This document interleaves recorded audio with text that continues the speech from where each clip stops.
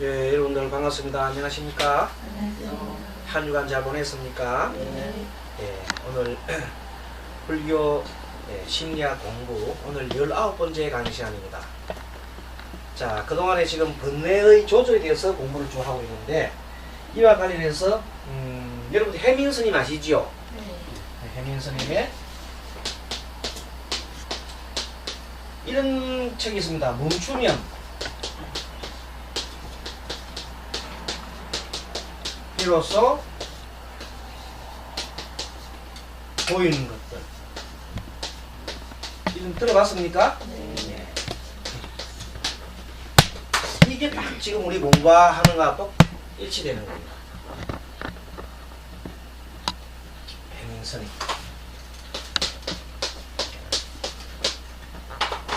보통 때 우리가 자신도 모르게 행동을 하고 자신도 모르게 탐심을 내고 자신도 모르게 썩내고 막 그런 게 많습니다. 오늘 어떤 그 분들 상담을 했는데 아버지들이 참 뛰어난 분들이었어요. 아버지들이 예를 들어서 고학력에 좋은 직장을 가지고 있는 분들이 많습니다. 근데 그분들이 지금 그분들이 자식들이 반드시 아버지만큼 따라가려는 분은 없잖아요. 그런데 보통 아버지들은 말하자면 잘나가는 아버지들이죠. 요즘 이 시대에 좀 경쟁에서 굉장히 이렇게 좀 뛰어났던 분들이죠. 그런 분들이 보니까 자기 아이들이 도저히 자기들이 배우면 한참 떨어지거든. 그 자기는 서울대학이나 고려대학이나 이런 데 나왔는데 불구하고 아이들은 서울에 있는 대학 조사가 못 가는 거예요. 그러면 엄청 화가 나지요. 그러면 이제 그 사람들은 서울대학이나 좋은 대학 나온 사람들은 자기도 모르는 사이에 어떤 심리가 몸에 배 있을까요? 한마디로 내가 최고라는 암환심이 딱 자리 잡고 있죠. 그 세상에는 그렇게까지 학교가 여러 가지 많으면 못 가는 사람도 있잖아요. 그런데 불구하고 자기가 갔기 때문에 자기는 암환심이 엄청 큰 거야. 그러니까 자기 자식도 그렇게 돼야 된다고 보고 있는 거야. 그 자기 자식하고 자기 틀리잖아요. 그런데도 불구하고 자기 자식이 자기만큼 안 따라주면 화가 나는데 그 화를 보통 누구한테 돌려요?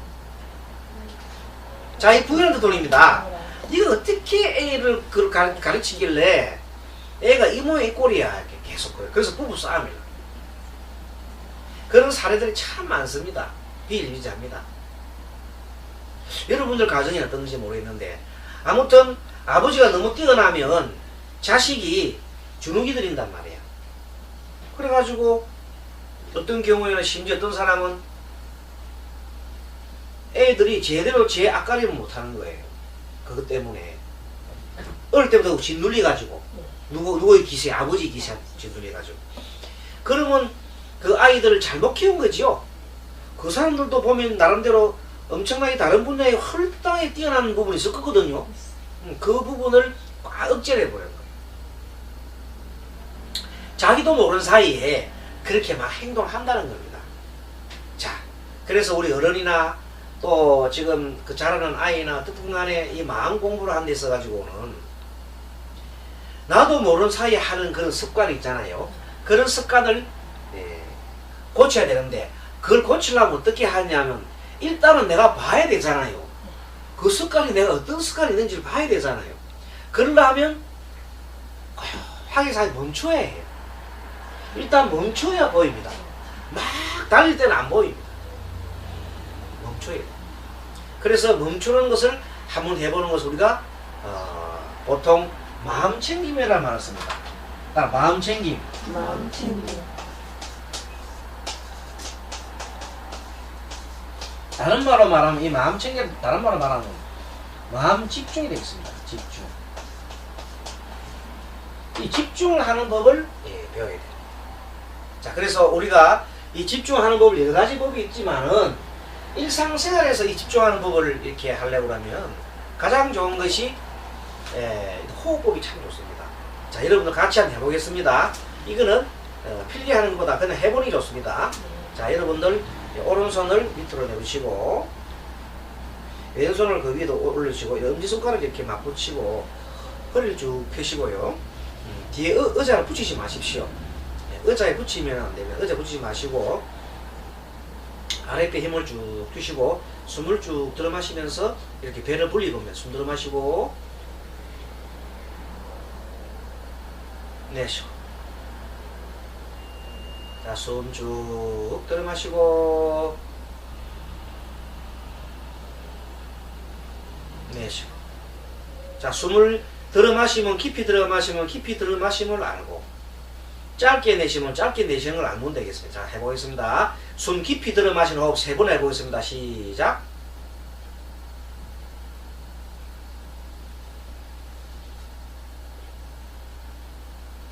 숨 들어 마시고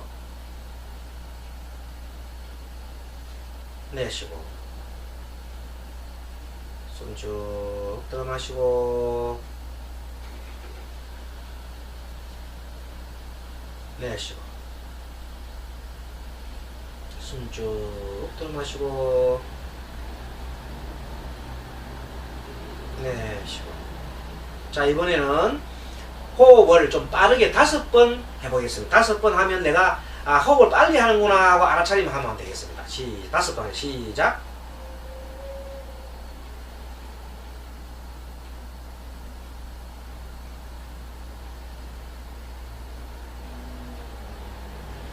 네, 좋습니다. 이번에는 호흡을 5번 해봤어요? 그럼 내가 짧게 호흡을 하면 짧게 호흡한다는 걸 느끼고 길게 한다면 길게 느끼면 됩니다. 그대로 있는 그대로 보면 되겠습니다. 이번에는 호흡을 할 때 숨을 쭉 들어 마실 때 들어 마시는 호흡이 처음은 코로 들어갑니다. 그 다음에 중간쯤은 명치까지 들어가고 세 번째는 배까지 쭉 나오면서 자, 숨 들어 마시면 이렇게 여기까지가 제일 찬 거예요. 나갈 때 반대로 내뱉고 숨 들어 마시고 내쉬고 자, 선생님 보십시오.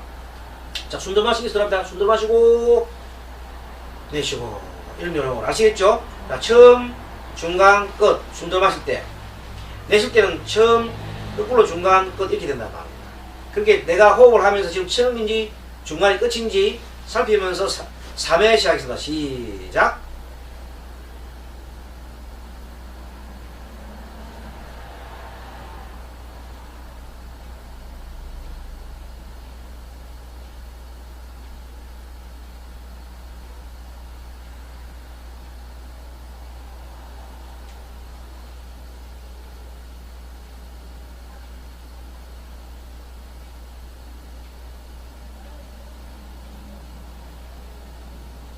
자, 해봤습니까? 좀 됩니까? 좀 됩니까? 자, 처음, 중간, 끝 이렇게 해봤습니까? 처음, 마음속으로 처음, 중간, 끝, 처음, 중간, 끝, 들어 마시는 처음, 중간, 끝, 내쉬는 호흡 처음, 중간, 끝 이렇게 처음, 중간, 끝으로 막 속으로 합니다. 자, 다시 시작. 3번 시작.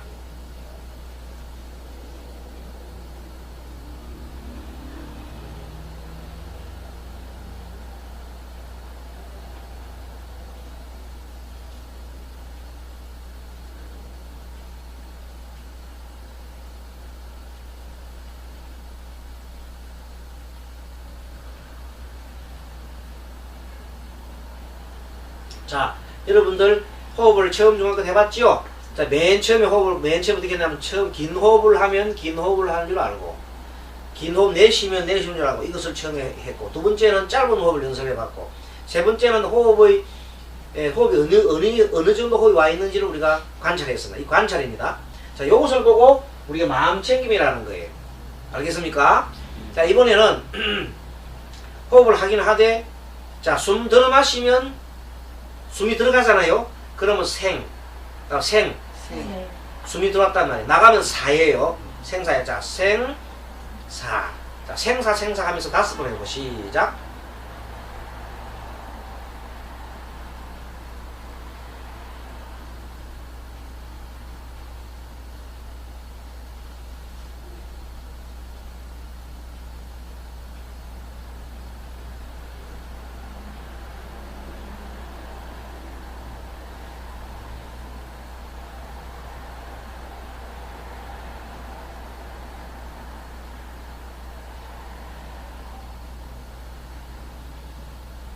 네, 좋습니다. 자, 생사, 생사, 생사고 호흡 연습해 봤지요? 자, 이번에는 여러분들 숨 들 마시고 고요하게 그냥 고요하게 그냥 아무 생각하지 말고 고요하게 내 호흡하는 것을 그냥 바라봐 보세요. 자, 바라보는 호흡 3번 하겠습니다. 그냥 가만히 바라보세요. 시작.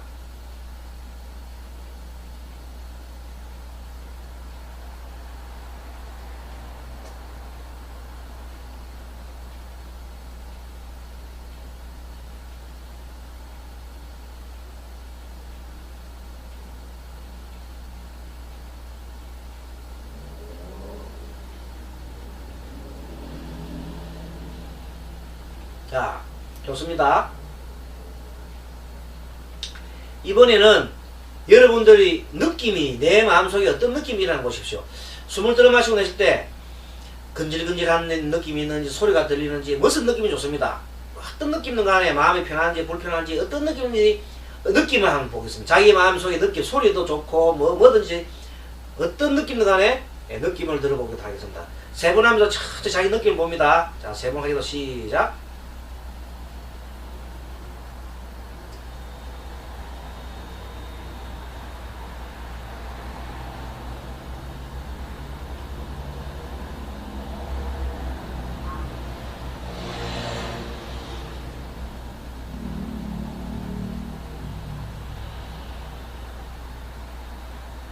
자, 어떤 분은 지나가는 오토바이 소리를 들었을 거고 어떤 분은 좀 근질근질하다는 생각을 했을 거고 어떤 부분은 뭔가 생각이 자기 나름대로 뭔가 생각이 있습니다. 몸이 뭐 조금 찌뿌둥하다든지 뭐 몸이 어디가 불편하다든지 좀 편하다든지 했던 뭔가 느꼈을 겁니다. 다들 느꼈습니까? 뭔가 나옵니다. 그것을 주시한다는 겁니다. 있는 것을 바라보는 거예요. 자, 그 연습을 하는 거예요. 자, 지금은 내 마음이 편한가 편하지 않는가 보겠습니다. 마음이 편한지 안 편한지 보겠습니다. 자, 호흡을 3번 하면서 내 마음이 편한지 안 편한지 살펴봅니다. 시작.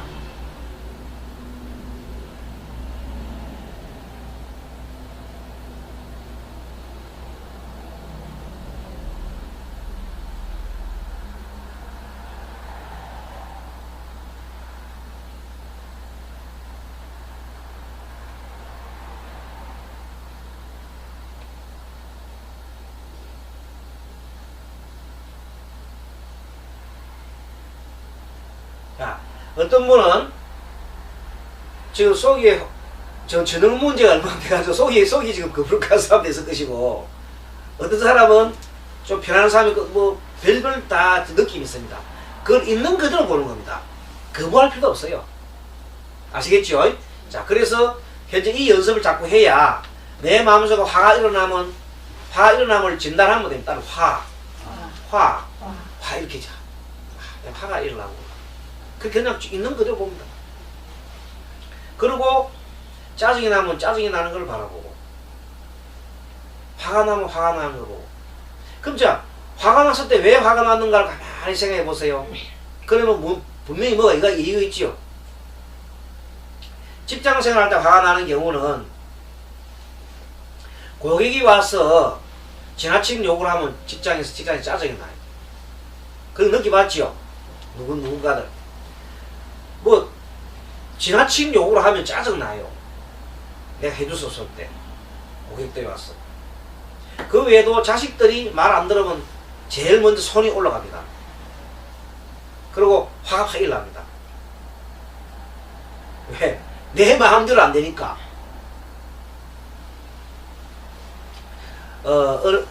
어린아이가 학대받는 어린아이가 이런 얘기를 합니다. 우리 엄마는 나를 사랑합니다. 기분 좋을 때만. 정말 그래요. 우리 애 이쁘다고 막 할 때 있잖아요. 자기 애가 기분 좋으면 애를 사랑하는 거야. 근데 지 기분 안 들면 애를 막 학대를 하는 거야. 그 애가 쪼매난 게 말하는 게 참 재밌어요. 우리 엄마는 나를 사랑합니다. 엄마가 기분 좋을 때만. 다른 사람 있을 때만. 이런 식으로. 참 기가 찹니다. 근데 보통 사람은 자기 아이를 때리면서도 이렇게 생각합니다.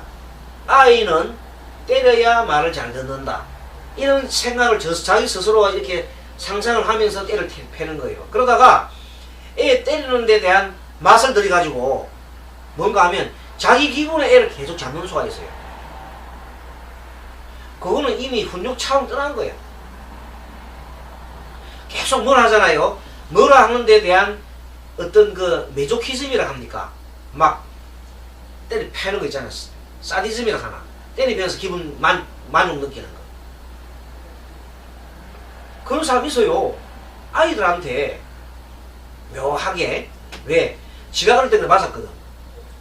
근데 나는 죽어도 애들 안 때리라 해놔놓고는 지가 어른 되고 나면 애를 때린다고. 여자도 그런 사람 있어요.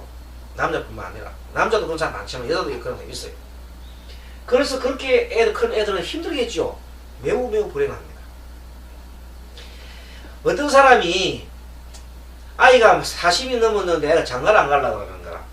너 왜 장가 안 가니 그렇게. 엄마하고 아버지하고 매일 싸우는 거 보니까, 평생 싸우는 거 보니까 내가 결혼하면 그렇게 갈까 싶어서 난 가고 싶지 않다. 이해합니까? 그런 사람 많아요. 부모가 사는 게 행복하지 않으니까 내가 나는 결혼하고 싶지 않다는 거예요. 네, 그런 것들이 정말로 우리가 그 아이들한테 물려줘야 될 것은 절대 그런 거 물리지 않는다. 그래서 마음을 정말로 말씀드렸는데 이 불교 심리학 이 인문은 그야말로 그냥 심리학 자체로 그냥 책 학문이 아니라 이거는 스님이 가르치는 이 내용들은 실질적으로 우리가 연습을 하고 이렇게 하는 겁니다.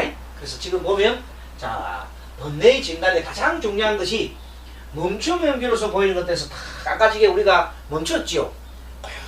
하게 숨을 쉬고 이 연습을 자꾸 하면은 가만히 가더라도 내가 왜